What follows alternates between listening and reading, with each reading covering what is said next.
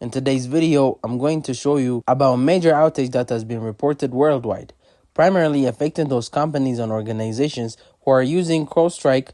The issue is Windows system is restarting and throwing a blue screen due to some error which was posted down today, which is 19th July. So if you're experiencing this issue and you notice that you are having a blue screen of this, you should be aware that CrowdStrike is aware of this issue and they're currently working on solution to it. If you're looking for a workaround on how to get your system up and running, then here are some of the 3 steps that you can follow to resolve this issue. So it's number 1, you have to enter safe mode. So there are various ways to enter safe mode. The one I want to share with you is that you have to power on your system, and as soon as system starting up, you hold on the power key to shut it down. You do this 3 times, repeat this 3 times until you see a Windows recovery environment.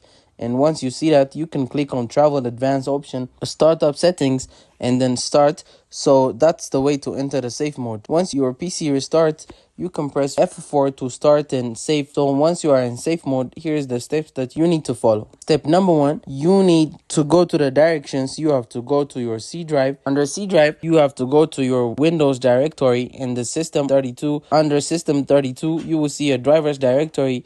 Double click on the drivers directory until you find the CrowdStrike. So once you're inside the CrowdStrike directory, you will need to delete all the files with an extension .sys. Now here's the thing that you should keep in mind, that you will only delete the file that were modified, where my files earlier, like example 18 or previous, they should remain as it is. You just have to delete those files, delete all the files, and that's it.